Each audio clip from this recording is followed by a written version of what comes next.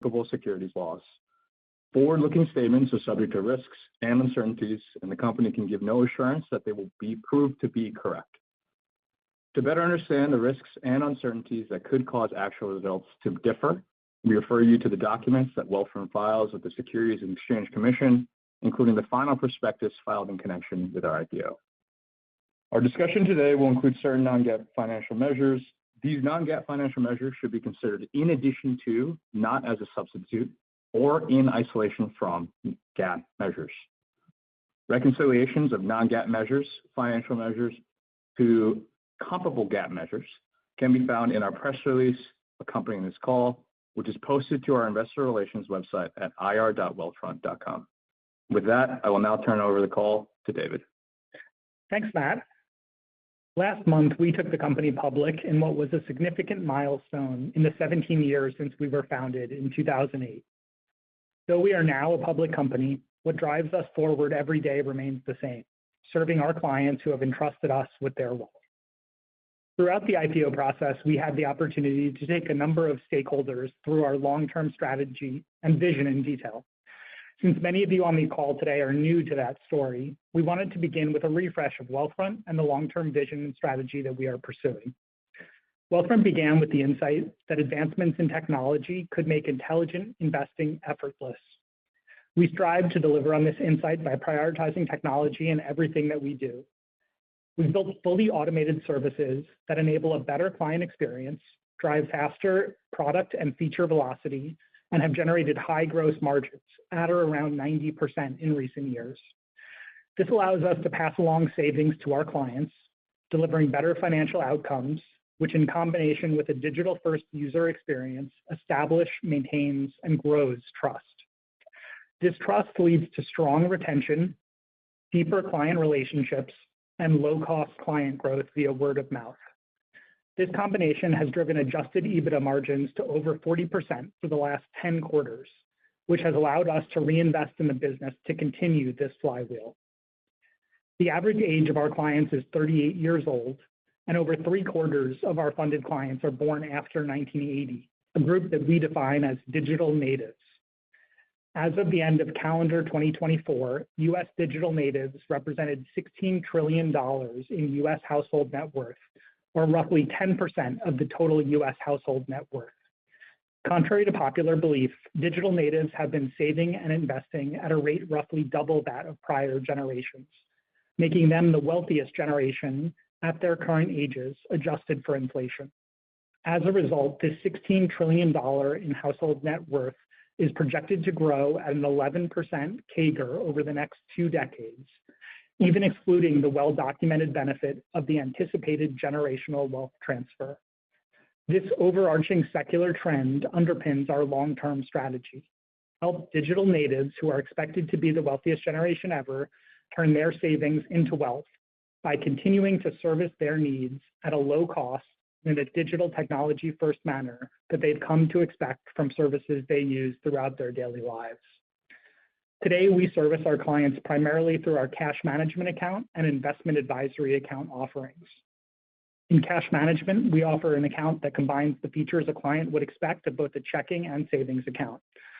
Over time, we've continued to provide incremental value without charging additional fees, and today provide an industry-leading APY on as little as $1, with up to $8 million in FDIC insurance for individual accounts and $16 million for joint accounts through our program banks.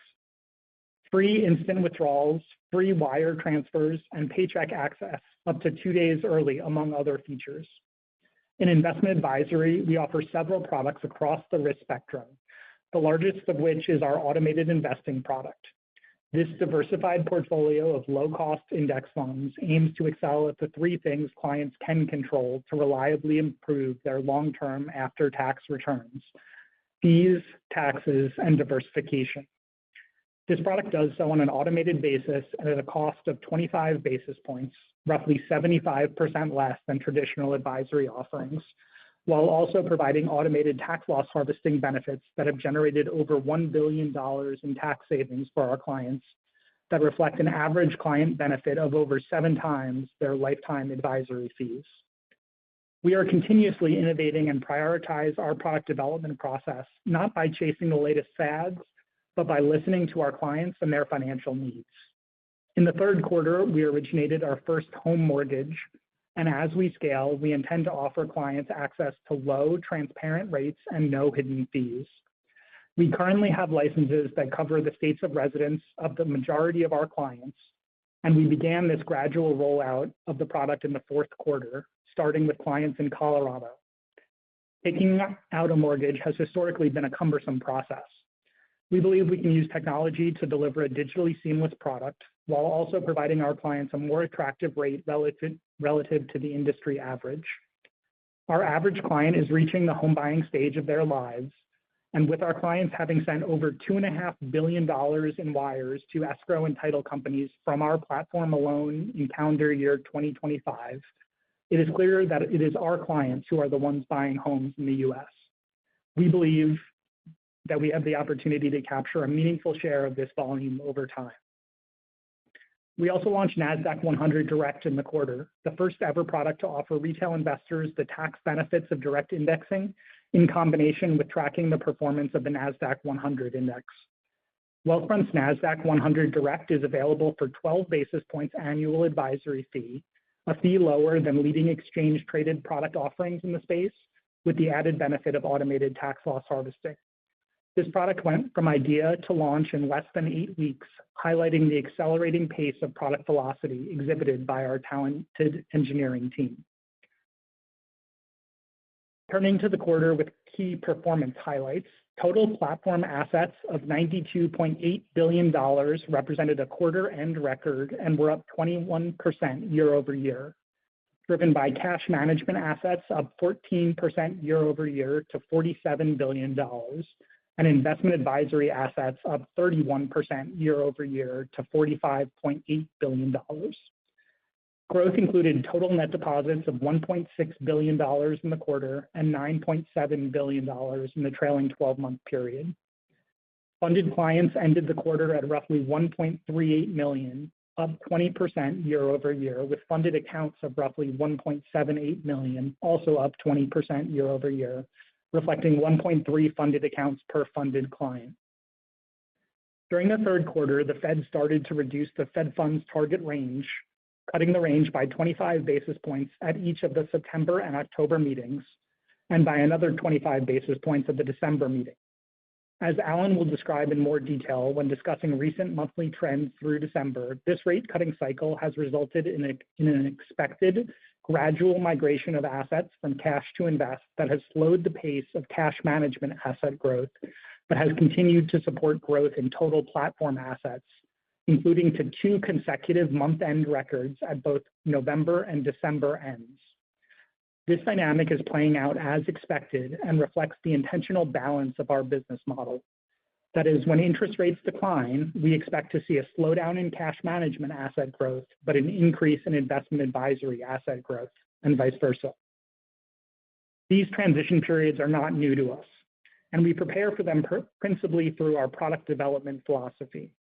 For example, we launched stock investing in early 2023 amidst a more muted retail trading environment because we wanted to be prepared for the next upswing in activity. We launched automated bond ladders in 2024 amidst an inverted yield curve because we knew that the yield curve would eventually normalize.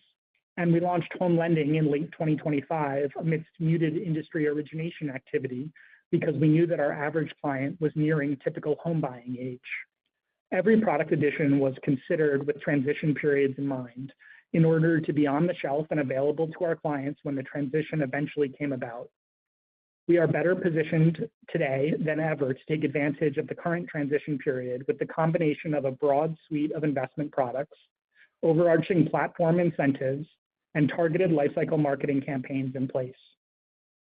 Ultimately, we are most focused on asset retention and cross-product adoption during these transition periods, and this focus has already led to Q3 being the second best quarter of total cross-product flows to investment advisory in the company's history, including the best quarter of net cross-account transfers from cash to invest in the company's history.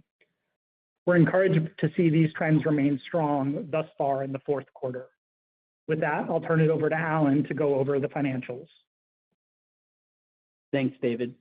Starting with the income statement, revenue came in at a quarterly record of $93.2 million, up 16% year over year. Cash management revenue was $68.8 million, up 14% year over year, primarily due to higher average cash management balances, measured as the simple average of beginning and end of quarter figures. The average cash management balance in the third quarter was $46.8 billion, up 18% year over year, and the annualized cash management fee rate was 58 basis points, down 2 basis points or 3% year over year. On the fee rate, when the Fed reduces the Fed funds target rate, we typically wait until the Friday of the following week to reduce the APY we offer our clients. This creates temporary fee compression because the interest rate we receive from banks reprices lower immediately, while the interest rate we pay to clients remains constant for a 1-week grace period. Additionally, in a declining rate environment, the fee rate is negatively impacted by the inherent mathematical impact of converting annual percentage rates, or APR, to annual percentage yields, or APY. The inverse of this is true in an increasing rate environment. Investment advisory revenue was $24.2 million, up 26% year over year, primarily due to average investment advisory balances of $43.7 billion, up 28% year over year, while the annualized investment advisory fee rate of 22 basis points was flat versus the same period last year. Asset growth was driven by both strong markets and net deposits over the trailing 12-month timeframe, including our best quarter of net cross-account transfers from cash to invest in the company's history. Gross profit came in at a quarterly record of $83 million, up 15% year over year, reflecting a gross profit margin of 89%.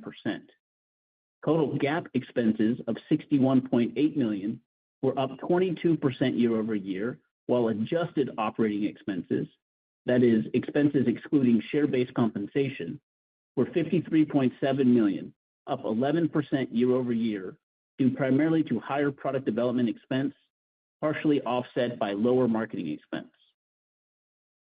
Adjusted EBITDA of $43.8 million was up 24% year over year and reflected an adjusted EBITDA margin of 47%, up 3 percentage points year over year. Incremental adjusted EBITDA margin was 66%, thanks to our highly efficient, low marginal cost infrastructure. We continue to demonstrate significant operational and financial discipline, delivering a Rule of 40 metric of 63 for the third quarter.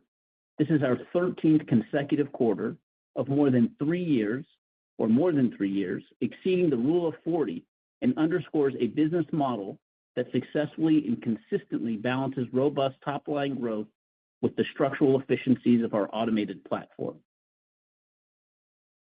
GAAP net income was $30.9 million, up 3% year over year, and GAAP earnings per share was 21 cents. Our adjusted EBITDA is a strong proxy for cash flow. Net cash provided by operating activities was $41.5 million, and free cash flow was $41.3 million. This results in a free cash flow conversion ratio, that is, free cash flow as a percentage of EBITDA, of 94%. Driven by robust free cash flow generation, we continue to strengthen our debt-free balance sheet, ending the quarter with cash and cash equivalents of $266 million. Furthermore, we significantly enhanced our financial flexibility during the period by expanding our revolving credit facility to $250 million from $50 million previously. Cash balances do not include net cash proceeds from activities related to our IPO in December of over $130 million, which, in combination with cash generated from operating the business, brings our cash and cash equivalents to over $400 million today. A couple of housekeeping items for your models related to the IPO. First, the completion of our offering satisfied the performance condition for all time-vested dual-trigger RSUs, which will result in a one-time non-cash stock-based compensation charge that will contribute to total stock-based compensation in the fourth quarter ending January 31st, 2026, in the range of $245 to $250 million. Second, our post-IPO fully diluted share count is approximately 189 million shares. With the quarter wrapped, I want to spend a moment on our inaugural monthly metrics report, which we published alongside today's earnings release for the trailing 13 months through December. We will not be providing quarterly guidance, but will instead provide these monthly metrics as the quarter progresses, with metrics for the first 2 months reported intra-quarter and with metrics for the final month reported alongside earnings for that quarter. Total platform assets continued to hit records in November and December, ending at $93 billion in total platform assets in December, a new month-end record. Cash management asset growth was moderated by recent reductions in the Fed funds target range in September, October, and December due to the lagged impact of our 7-day rate grace period. Clients felt the end of October rate cut in November. The December rate cut made it 2 consecutive months of rate cuts for clients. However, these headwinds were more than offset by growth in investment advisory assets, primarily due to net deposits, representing double-digit annualized organic investment advisory growth in December. November and December figures include the continuation of strong cross-product adoption and net cross-account transfers from cash to invest. Keeping assets within the ecosystem during transition environments is a key part of our strategy. Assets moving from cash management to investment advisory will lower revenue in the short term due to the lower relative fee rate for investment advisory assets, but due to faster investment asset growth, will benefit clients and Wealthfront in the long term. We continue to execute against this objective with asset-weighted cross-product adoption, that is, assets held by clients with both cash management and investment advisory accounts, ending December at 60%, up nearly 1 percentage point versus the end of the third quarter. As David noted, the natural hedge between cash management and investment advisory is an intentional feature of our business model, enabling us to grow and retain platform assets throughout various transition periods. And transition periods are not new to us. In just the last 6 years, we have experienced and seen mostly consistent continuous growth in total platform assets throughout transition periods, including the COVID-19 pandemic, which included a swift bear market followed by a market recovery and low interest rates, the aggressive rate hiking cycle to combat inflation, which led to another bear market in 2022, and more recently, the 100 basis points of Fed rate cuts at the end of 24, the tariff shock early in 25, and 75 basis points of Fed cuts at the end of 2025. Each transition plays out differently, but the fundamental aspect of a transition is a mix shift in asset allocations. The expanded breadth of our product suite, coupled with continuous feature enhancements and new platform incentives, gives us confidence in our ability to grow total platform assets through the current easing cycle. Furthermore, we believe the recent launch of home lending provides a critical strategic offset, as a lower rate environment typically stimulates mortgage and refinancing demand. This product allows us to capture a larger share of our clients' balance sheets precisely when cash management tailwinds moderate. Our business is fundamentally aligned with the interest of our clients. Simply put, we succeed only when they do. We believe that as long as we continue to deliver products that truly delight our clients, they will engage more broadly with us, entrust us with more of their wealth, and recommend our platform to their friends, family, and coworkers. We are deeply committed to this long-term journey alongside them. With that, let's move to Q&A.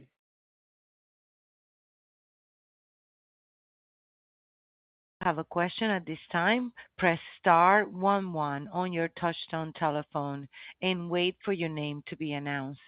We ask that you please limit yourself to one question and one follow-up. One moment for our first question, please.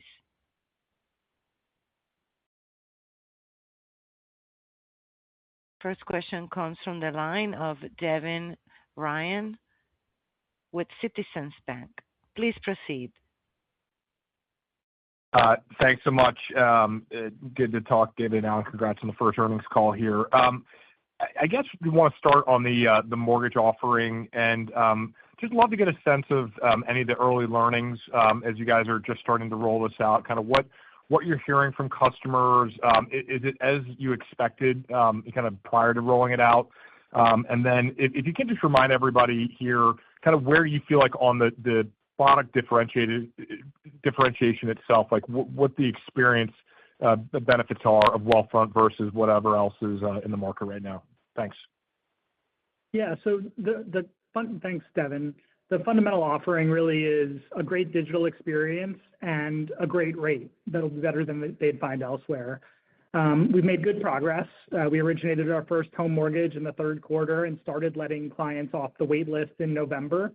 We initially started in Colorado. We've expanded and are letting clients off the wait list now in Texas and California. It's still early days and there's still a lot left to learn. We've continued to work to expand our license coverage and now support a majority of our clients. We still have a long way to go.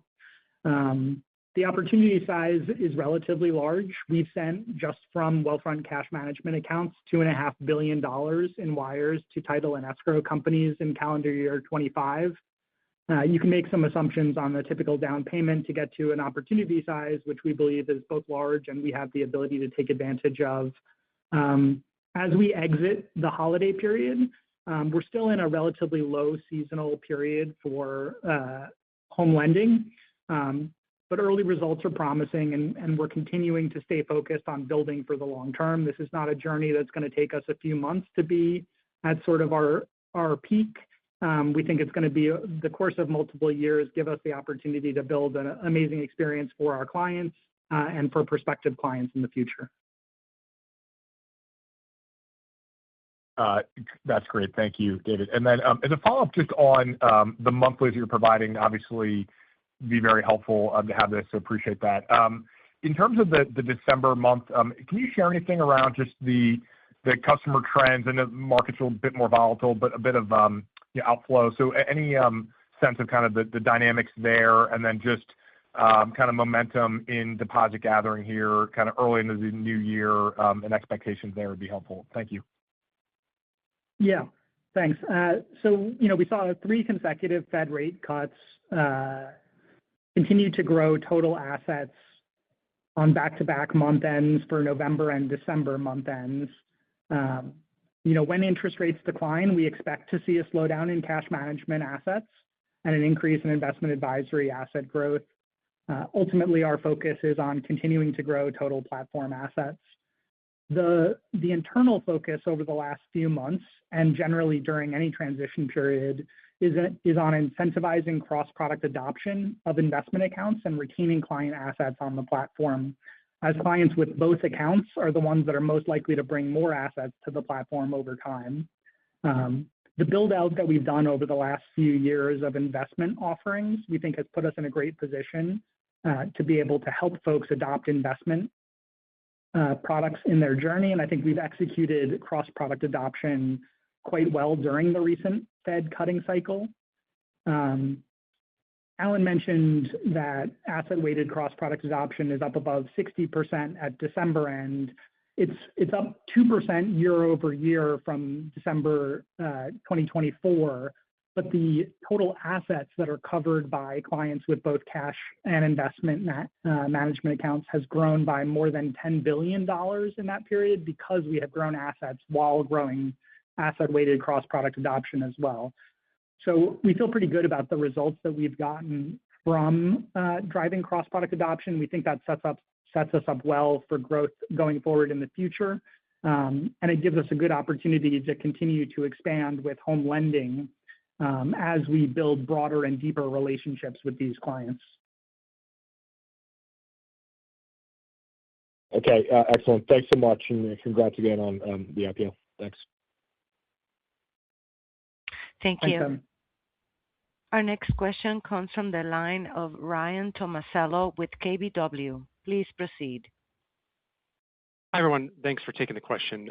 Wanted to drill down into the customer acquisition strategy in mortgage.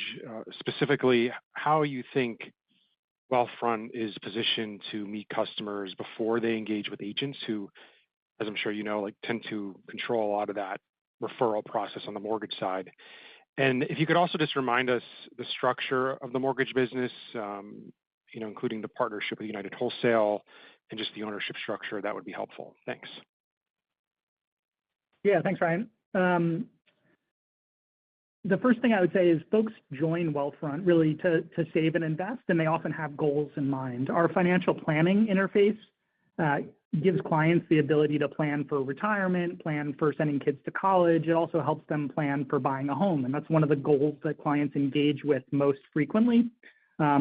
So we have reasonable visibility into what clients are looking to do with their savings on the platform, and that gives us pretty early visibility that they might be focused on buying a home, and engagement with that goal, changing the number of bedrooms they're looking for or in what markets they're looking to buy a home is a great early indicator that they are more actively engaging in the home buying process.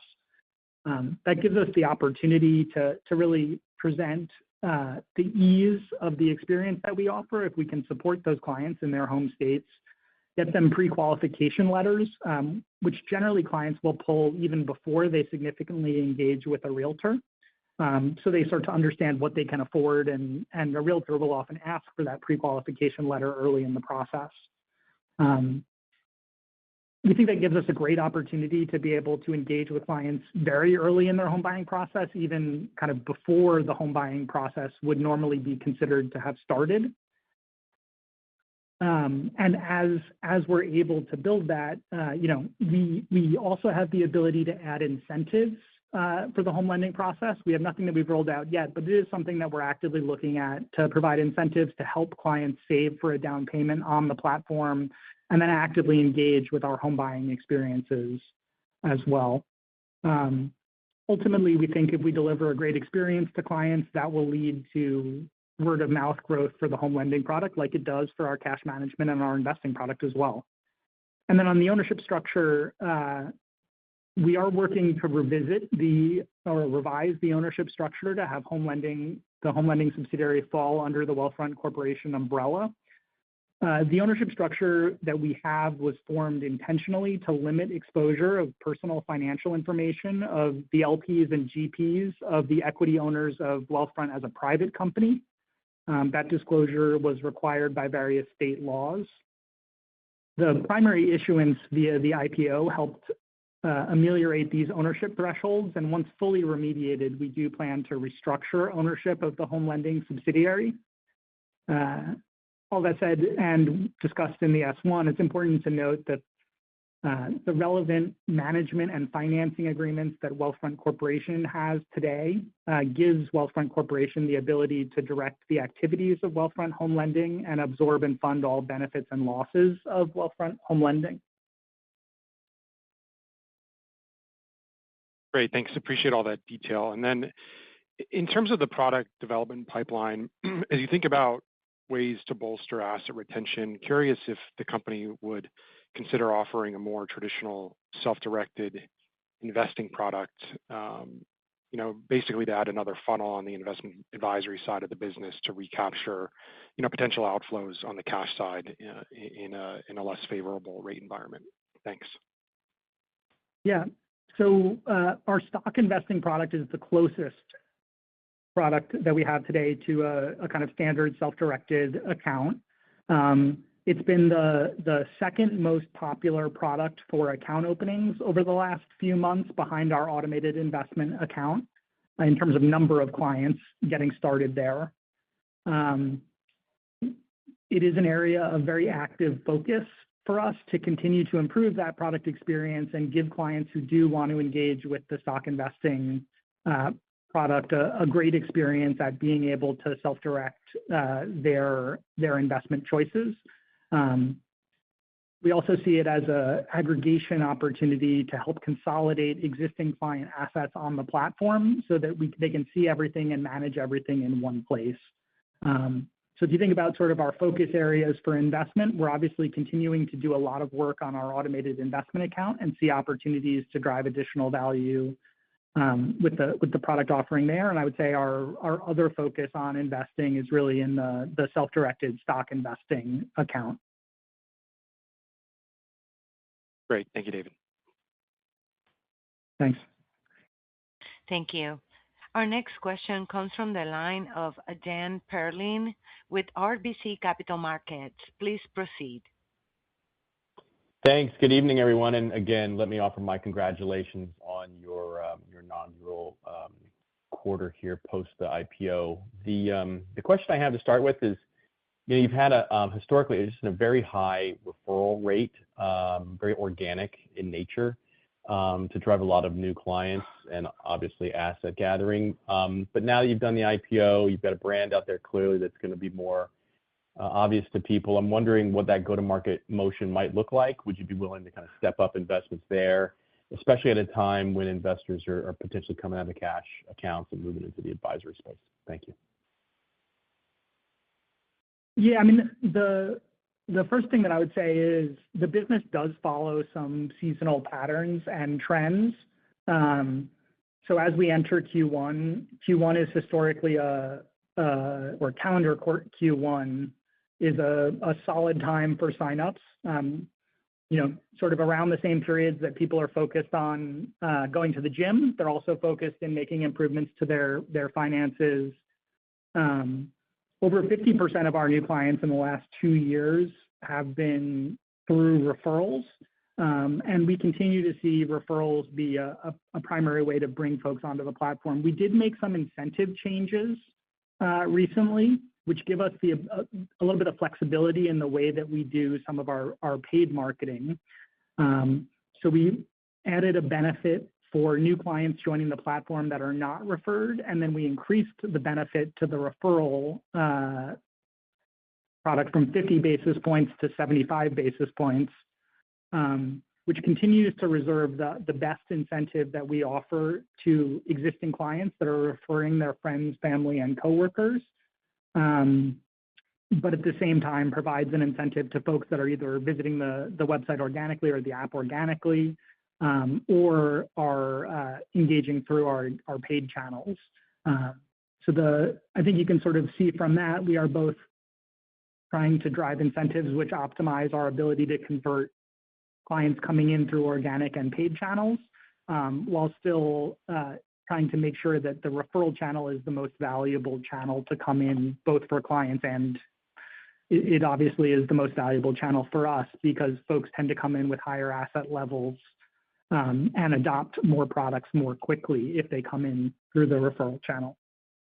Yeah, no, super efficient, and you guys have been very successful in doing that. The other quick question I have, maybe for Alan, is just as we think about the gross margin implications, to the extent there is any, as you move kind of from the cash management account into advisory, anything to kind of flag for investors as we move forward in that potential rate cycle? Thank you. Thanks, Dan. On a margin basis, actually, the investment account is just as profitable, if not more incrementally profitable than cash management. And that's primarily due to the fact that the cash management account has really the only true variable cost associated with it. Obviously, on an absolute dollars basis, the cash management account, because of the higher fee rate, will generate a higher gross profit margin dollars. But on a pure relative margin basis, investment accounts are just as profitable, and so the gross profit margin shouldn't be as impacted. That's great. Thank you. And as a reminder, if you do have a question, simply press star 11 to get in the queue. Our next question is from Alex Markgraff with KBCM. Please proceed. Hi, guys. Thanks for taking the question, and congrats on the transaction. David, maybe one, just to better understand some of the asset retention story. Could you just give us a sense of the client experience from a life cycle marketing standpoint? You mentioned some incentives, just as to sort of what the client sees and feels as they're making those decisions on asset allocation at this point in time? Thanks. Yeah, I mean, one of the things that I think that we think is important in understanding both our clients and clients of other platforms is the jobs to be done framework. And so the jobs that our clients hire us to do is to turn their savings into wealth and build wealth over the long term.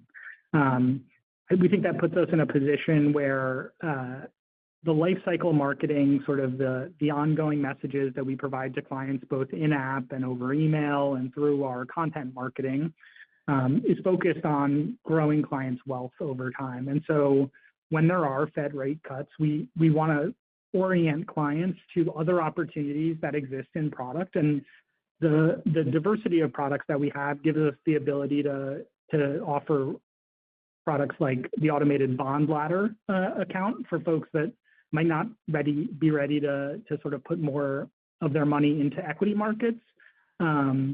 The automated bond portfolio, which is a little bit higher yielding and a little bit higher risk than the bond ladder product, up to our automated investment account, which we think is the best way to build wealth over the long term, along with some more self-directed style offerings, which we would include the direct indexing products and the stock investing account. The incentives that we've used have been some experimentation around accelerating that adoption. We've had good early results in December with incentives to drive additional cross-product adoption. I think we've seen both asset flows and account opening accelerate as a result of that. I think we're quite happy with the incentives. We think it puts us in a much better position. And ultimately, we've achieved record assets as of the beginning of this weekend. So we crossed $94 billion at the beginning of the weekend because of the cross-product adoption that we've been able to drive and the continued engagement with the platform more broadly. Understood. I appreciate the color there. Maybe just one on, I know there was an earlier question on client growth, but maybe just to come back to that, I think, as you all have shared in filings and in the deck here, obviously a very large opportunity ahead of the company. Maybe just curious, stepping back, how you think about, or Alan, any comments on how you think about deploying acquisition dollars in the near term? Understanding there's some seasonality in the very near term, but maybe stepping back a little further, just talk about how you think about client growth and the opportunity at hand, given it is so large. Thank you. Yeah, what I would say is, we're still in a transition environment, mostly focused on cross-product adoption. So from cash to invest, we've grown clients quite strong over the past few years in the high rate cycle intentionally. And now, during a transition environment, the most important thing is incentivizing and executing on cash to invest. And even outside of that, as David mentioned before, our most important client acquisition strategy, and obviously most efficient and effective, is the referral channel. Some of that comes with incentives, and so we can use capital to put to work there as well. But that's where you're going to see kind of our focus. We've been that way really since inception, is on the referral. So we'll continue to look out for opportunities around paid and do some of our normal paid spend. But during this environment, it's cash to invest, and still we're always looking at the referral channel. Great. Thank you both. Appreciate it. Thank you. We have a question coming from the line of Rob Ryan with Wells Fargo. Please proceed. Good afternoon, everyone. Other than the automated investing program, all of your products on the investment side are fairly new, either brand new or maybe less than 3 years old. So what has been the product uptake for the new investment products? Has this changed over time? And where did these new products stand in terms of contribution to total October 31st investing platform assets? And because of the differences in the fee rates, in a way, wouldn't it kind of be good if we saw a bit of a downtick in your average management fee rate? Yeah, thanks for the question, Rob. You know, I would start by saying our goal is to grow total platform assets. And so if clients want to engage with some of the direct indexing products, that's great. If they want to engage with the automated investing account, that's great. We think that we can offer all of these products profitably over the long term. That said, most new clients and most new assets on the investment side of the business join us for the automated investing account. The other products help us in different macro environments and different transition environments, and they help drive cross-product adoption of cash-first clients to investment accounts over time. Each of the categories, so the automated bond ladder, the automated bond portfolio, the direct indexing accounts, and the stock investing accounts are over $1 billion in assets each. So we have seen good relative growth of all of those products. But the fastest absolute growth that we've seen continues to be in our automated investment account, which provides a globally diversified, tax-efficient investment option that takes care of all of the difficult choices that a client might have to make in their asset allocation without them having to think about it. Okay, great. Thank you. Thank you so much. And I'm not showing any further questions. I would now like to turn the call back to David Fortunato for any further remarks. I want to thank everyone for joining the call and for your continued interest in Wealthfront. We look forward to staying in touch and updating you on our progress in the months ahead. Thank you all. Ladies and gentlemen, thank you for participating in today's conference. This concludes today's program. You may now disconnect. Everyone, have a great day.